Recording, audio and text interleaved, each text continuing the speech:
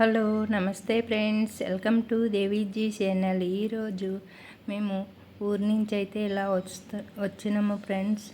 మొన్న మా అత్తయ్య గారు చనిపోయారని ఊరు వెళ్ళినాము కదా, ఈరోజు మార్నింగ్ అయితే వచ్చేసినాము. ఇదే నా సామ్రాజ్యంలోకి మళ్ళీ అడుగు పెట్టేసిన ఫ్రెండ్స్. ఇదే నా లోకము కదా.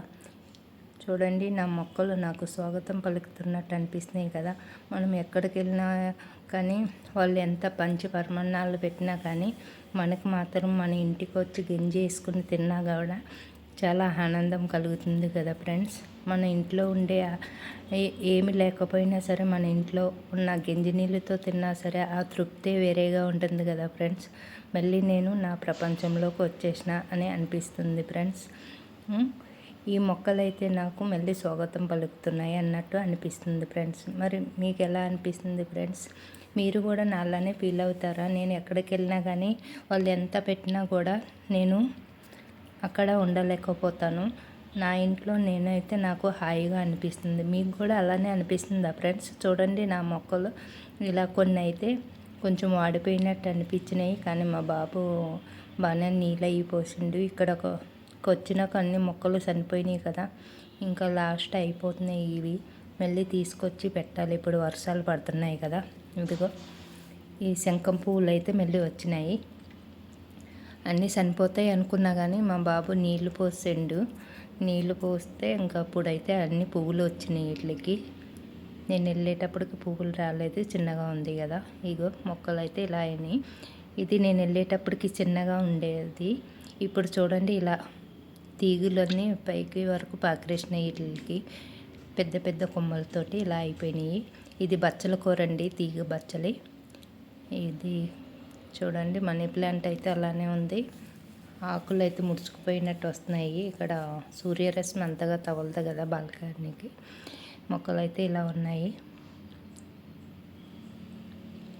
చూడండి, ఇక్కడ అయితే ఒకటి గోంగూర ఒకటే బతికింది. ఇంకా నేను అప్పుడు తీసుకొచ్చి పెట్టిన మందార కొమ్మలు అయితే మళ్ళీ చనిపోయినాయి. ఇదైతే ఇంకా మరీ చిన్నగా ఉండేది, 10 రోజులకే ఇంత పెద్దగా అయ్యింది. ఇది కూడా తీగ బచ్చలేనండి. పప్పు బచ్చలి వండితే చాలా టేస్టీగా ఉంటుంది. ఇంతకుముందు ఒకసారి వండిన ఫ్రెండ్స్, ఆ వీడియో పెట్టిన చూడండి, లాంగ్ వీడియోలో ఉంటుంది.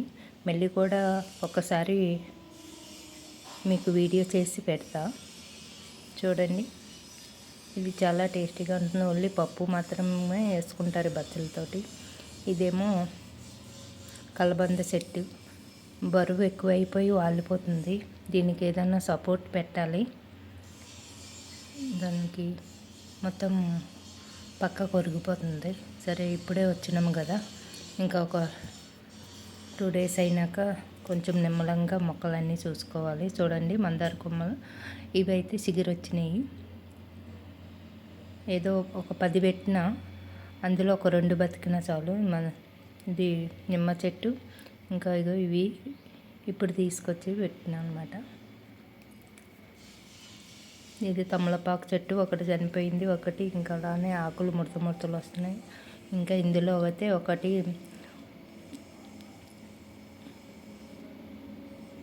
పచ్చిమిర్చి చెట్టు అండి. ఇది గుత్తు పువ్వులు.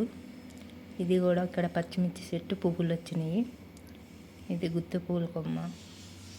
చూడండి, అన్నీ ఆకులన్నీ ఇలా ముడతలు పోయినట్టు రెడ్డగా అయిపోయినాయి. ఇది ముద్ద నందివర్ధనం అండి. చూడండి, ఎండిపోయినట్టు అయిపోయింది. అసలు ఇక్కడ ఎందుకని మొక్కలు బతకట్లేదు. ఈ ఒక్క మందారం మొక్క మాత్రమే ఉంది. చాలా రకాలు ఉండే నా దగ్గర, అన్నీ చనిపోయినాయి. ఇక మళ్ళీ తెద్దామన్నా కూడా పెనం ఒప్పుతలేదు, ఎందుకంటే మళ్ళీ చనిపోతాయేమో అని ఒకటి భయం వేస్తుంది. ఇంకా చూడండి, ఇలా ఈ దొండ తీగి అక్కడ వేరే ఇంటి దగ్గర ఉన్నప్పుడైతే చాలా కాయలు వచ్చాయి, కానీ ఇక్కడైతే కొంచెం తీగి పాకిరింది, మళ్ళీ అది కూడా చనిపోతుందా అన్నట్టు ఉంది. ఎలాగైతేనే ఈ కొన్ని మొక్కలు అయితే ఉన్నాయి, ఏదో నా తృప్తి కోసం అలా ఉంచుకున్నా ఫ్రెండ్స్. మీకు కూడా మొక్కలంటే ఇష్టం ఉన్న వాళ్ళు ఒక లైక్ ఇచ్చుకోండి. అలాగే నా ప్రపంచంలోకి నేను వచ్చేసాను.